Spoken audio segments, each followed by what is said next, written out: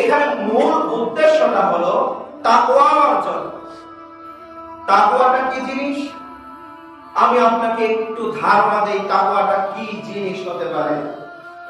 আপনাকে শুধু রমজান মাসে তাকওয়া অর্জন করতে হবে এমনটাই নয়। এই রমজান যেন আপনার গোটা বছরের তাকওয়া শিক্ষা দিতে পারে। এই রমজান যেন আপনার গোটা জীবনের তাকওয়া শিক্ষা দিতে পারে। এই জন্য আল্লাহ সুবহানাহু ওয়া তাআলা আপনার পূর্ববর্তীদের উপরে সিয়ামকে ফরজ করেছিলেন। তাকওয়া কি জিনিস একটু বুঝাই আপনাকে। আপনি রমজানে সিয়াম রেখেছেন, কেউ জানে না আপনি খাবার খেয়েছেন কিনা। যদি খেয়েও ফেলেন, কেউ হয়তো দেখবেও না যে আপনি রমজান মাসে সিয়াম না রেখে ঘরের কোণে বসে খাবার খেয়ে সিয়ামকে নষ্ট করে দিয়েছেন। কেউ দেখেনি আপনি এই কাজ করেছেন। অথচ এই তাকওয়াটা হচ্ছে এখানে যে আপনি আল্লাহ সুবহানাহু ওয়া তাআলার ভয়ে সেই খাবার থেকে নিজেকে বিরত রাখছেন।